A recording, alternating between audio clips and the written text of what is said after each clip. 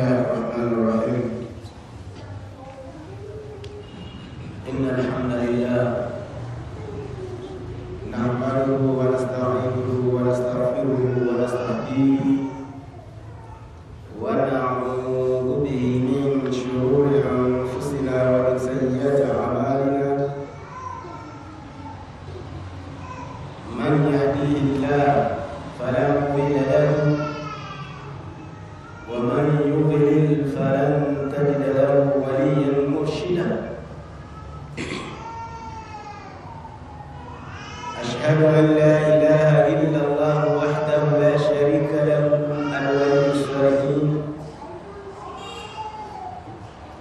وأشهد أن سيدنا ونبينا وعظيمنا مصطفى محمد بن عبد الله صلى الله عليه وسلم عبده ورسوله الذي أرسله الله تعالى بالهدى ودين الحق ليظهره على دين كله ولو كره الكافرون. اللهم فصل وسلم وبارك على هذا النبي الكريم والرسول سيدي سند العظيم ذي القلب الرحيم مصطفى محمد بن عبد الله صلوات ربي وسلام عليه وعلى آله وأصحابه ومن والاه وسلموا تسليما كثيرا. أما بعد، رب اشرح لي صدري ويسر لي أمري واحلل عقدة من لساني يفقه قولي. إنه من سليمان وإنه بسم الله الرحمن الرحيم. فيا عباد الله ويا عامة الله، أوصيكم ونفسي بتقوى الله عز وجل واعلموا أنكم إليه تحشرون، واتقوه لعلكم تفلحون. وتكوفوا إسلام، baada ya kumshukuru Allah subhanahu wa ta'ala na kumsifu kwa sifa zake kama vile anavyostahili kusifiwa, na baada ya kustaka rahma na amani zimwendee kipenzi cha umma Nabii Muhammadin sallallahu alayhi wasallam,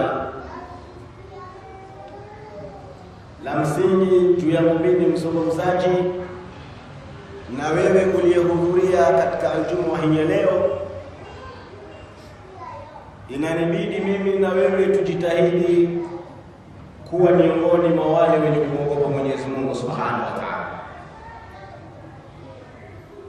Na ikiwa tutakuwa miongoni mwa wenye kumwogopa Mwenyezi Mungu Subhanahu wa Ta'ala, basi tuzidi kumwogopa Allah Subhanahu wa Ta'ala.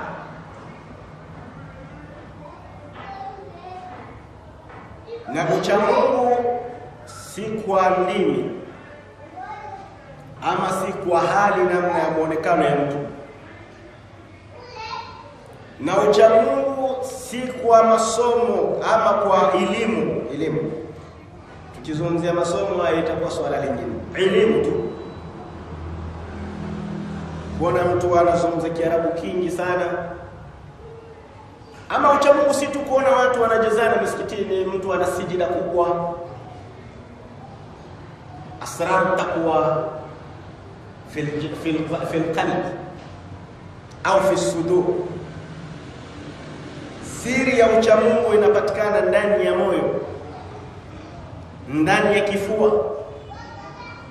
Ndiko mahala ambapo kwamba kunapatikana siri ya uchamungu. Hata aliyasema hayo Mtume sallallahu alaihi wasallam akatuambia, akasema attaqwa hahuna. Uchamungu unapatikana kwenye kifua cha mtu ama katika moyo wa mwanadamu.